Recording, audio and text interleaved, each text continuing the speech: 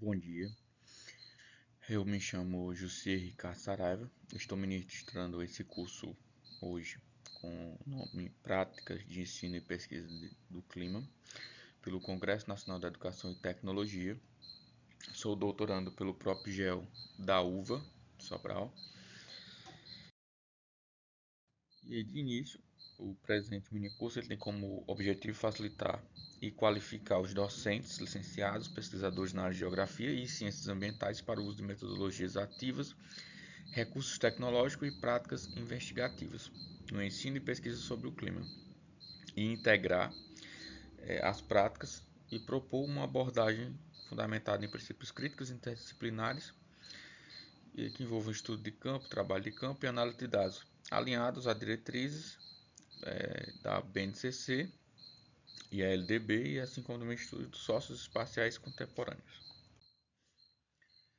A ementa desse minicurso ele visa desenvolver práticas pedagógicas e investigativas voltadas ao ensino do clima no contexto escolar, a partir de fundamentos da climatologia e metodologias ativas. Serão aplicadas estratégias acessíveis, inventivas, interativas e contextualizadas, dialogando com a BNCC. Aqui é o objetivo geral, que é desenvolver competências teóricas e práticas para o ensino e a pesquisa do clima, articulando fundamentos científicos, metodologias ativas e recursos tecnológicos com foco na realidade escolar e comunitária. Isso é baseado em algumas experiências em sala de aula, principalmente pela questão financeira de algumas escolas, pode ter dificuldade, e aí eu sempre crio ferramentas que possam ser utilizadas, que sejam práticas e fáceis e acessíveis de serem montadas. Objetivos específicos: compreender os conceitos essenciais da climatologia, sua abordagem didática, aplicar teorias e técnicas na coleta, organização e análise de dados climáticos, integrar práticas de campo e plataformas digitais do ensino do clima e estimular o protagonismo docente e discente nos projetos investigativos escolares. E aí vocês podem começar numa aula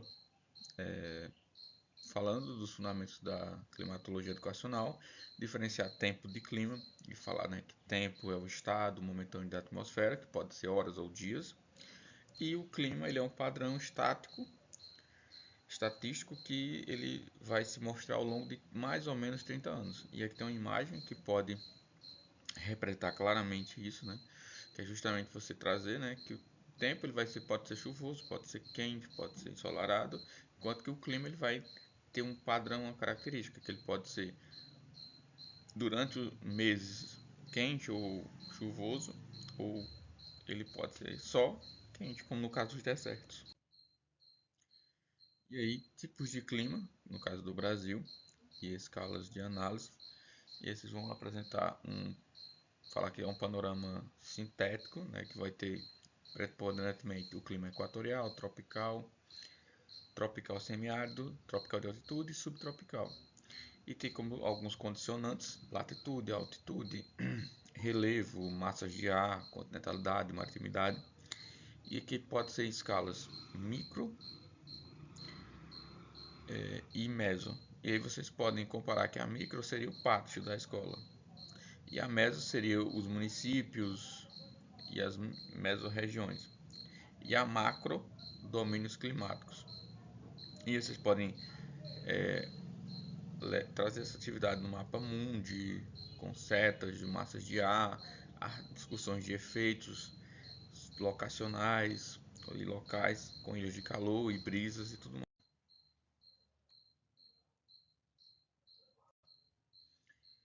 E a gente vai ter os tipos de climas preponderantes do Brasil, que são basicamente 4: equatorial, tropical, semiárido e subtropical. Falar justamente, um mapa mental como esse que está aqui, sobre os fatores como temperatura, umidade, ventos, pressão, altitude, relevo, continentalidade, maritimidade.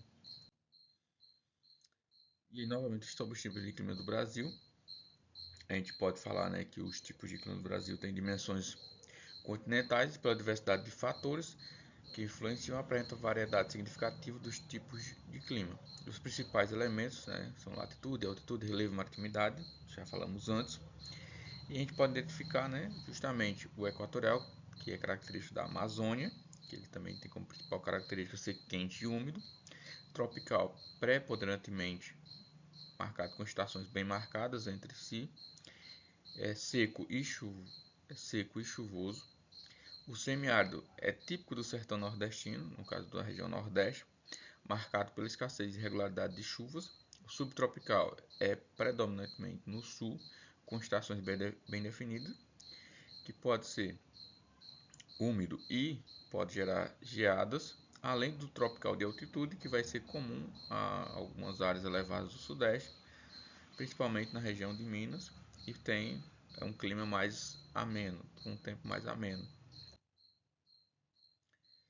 Ainda sobre a análise dos climas do Brasil, no Brasil pode ser feita diferentes escalas de observação: local, com algumas variações microclimáticas que ocorrem em função do relevo, da cobertura vegetal ou da urbanização, como os estudos sobre o clima urbano. Na escala regional, a gente pode destacar justamente as grandes áreas hegemônicas influenciadas pelas massas de ar, como o domínio da massa de ar equatorial continental na Amazônia ou a massa tropical atlântica no litoral. Já na escala nacional, a gente pode dar um enfoque à distribuição do clima, né, da distribuição climática dentro do território brasileiro, identificando padrões gerais ou contrastes. A gente ainda pode falar da multiplicidade de escala, é fundamental para a compreensão da dinâmica climática, uma vez que a manifestação de forma integrada como particularidade de cada, cada situação.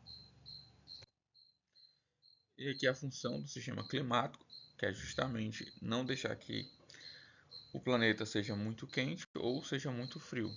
E aí essa camada de ozônio vai fazer com que haja esse equilíbrio.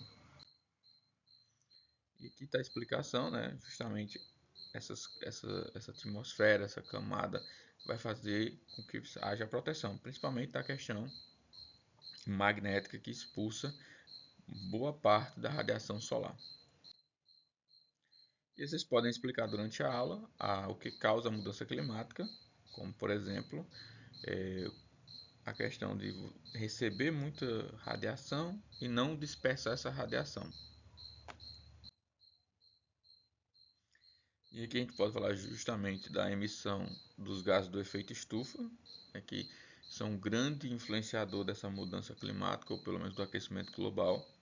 E vocês podem falar, né, justamente de que o transporte público, juntamente com os combustíveis e a fabricação de energias não renováveis, são justamente os grandes poluidores. Aqui novamente o gráfico de como se comportou a emissão dos gases do efeito estufa durante os anos. E embaixo a gente tem os valores, né, desde 1990 até 2002, e a gente vai ver que o pico foi justamente em 1995, né, e outro pico que foi o maior de todos nesse acompanhamento, que vai ser em 2005, de 2004 a 2005. Aqui a gente observa as mudanças de temperatura, e a gente observa justamente a Amazônia, que era para estar menos aquecida, ela está bem mais aquecida. Aqui a gente vê o Brasil, né, principalmente aqui nessa figura do meio, a gente vai observar justamente o aumento da temperatura, isso principalmente nos meses de junho a agosto, mas a gente observa também que nos meses anteriores, que no caso seriam de janeiro a junho, que a gente vai ter também um aumento na temperatura. Principalmente se a gente olhar o Nordeste, ele vai estar bem parecido o ano todo. Tirando os meses de junho a agosto, ele vai estar mais, é o que vai ser mais quente. Aqui a comparação dos países com alta emissão de gases do efeito estufa com os países com maior impacto na saúde. E a gente vai ver ó, que essa emissão dos gases de efeito estufa vai estar muito mais presente, principalmente nos países da Ásia e Europa e América do Norte, e os países mais ao sul vão emitir menos. Já na parte de baixo a gente vai ver que essa emissão vai prejudicar principalmente os países africanos e os países do Sudeste Asiático. E essa mudança climática ela vai gerar conflitos. A gente vê que no Brasil a gente vai ter conflitos principalmente pela questão das terras, pela questão da produção. Em alguns países vai ser por conta da água, outros vai ser a migração, que é no caso dos Estados Unidos com os outros países vizinhos. Na África vai ter todos esses, a questão hídrica, a questão de migração e a questão da produção, assim como também na Ásia. E vocês podem explicar alguns instrumentos de pesquisa, né, climática, que vai ser a biruta, é comumente encontrada em aeroportos para verificar a direção do vento, ou até mesmo heliportos ou aeroportos, servindo para indicar, né, justamente a direção do vento. Vocês podem falar do helígrafo, que é um instrumento utilizado para observação do número de horas do brilho do Sol. E aí vocês podem falar que tem várias utilidades, como saber se tem mais radiação solar, né? Porque quanto mais tempo você tem um brilho solar, maior a quantidade de radiação solar. Pode falar do hígrafo, que é baseado em propriedades que apresentam o cabelo humano de aumentar o comprimento quando a umidade relativa do ar e vice-versa. E aí vocês podem falar da aplicabilidade, de como para que serve. E aí vocês podem também, né, tá explicando desse instrumento já mais moderno, mais visível, com painel digital, que é o Datalog. Nesse modelo aqui, o termohigrômetro digital Datalog HT 4010 da Incel. O Datalog, como o próprio nome sugere, é um registrador de dados, dispositivo eletrônico que monitora e registra dados em tempo real ao longo do tempo em relação a uma determinada posição geográfica. Eu utilizei bastante durante a minha pesquisa de mestrado, super confiável, com uma taxa de acerto enorme. E aí vocês podem construir uma estação meteorológica. Uma estação meteorológica é um conjunto de instrumentos ou sensores que reconhecem ou recolhem dados para uma análise. E esses instrumentos são capazes de registrar temperaturas do ar, velocidade e direção do vento, umidade, radiação solar, chuva, pressão atmosférica, entre outros. É um local que vocês podem colocar dentro da escola, construir com os alunos, tá fazendo trabalhos ao longo do ano ou ao longo do bimestre, fazer com que eles comecem a entender essa questão de pesquisa, recolhimento de dados e tudo mais. Aqui a gente tem um climograma. Vocês vão explicar que o climograma ele é um gráfico utilizado para representar as variações climáticas de uma determinada região ao longo do ano e explicar que através dela você reconhece a questão momentânea e ao longo de 30 anos, você tendo essas análises recorrentes, você vai verificar se houve mudança ou se houve a manutenção daquele clima, naquelas condições, daquelas características. E as práticas do clima, né, no Brasil, as organizações dos currículos de ensino, principalmente no ensino médio, segue a BNCC e as relações entre sujeito e ser humano para conhecer e reconstruir. A habilidade da BNCC, né, utilizada nesse mini curso, vai ser justamente descrever os movimentos, né, tanto do planeta em relação à circulação da Terra, quanto os tempos atmosféricos e padrões climáticos, e analisar as consequências e vantagens e desvantagens das práticas humanas e dinâmica climática.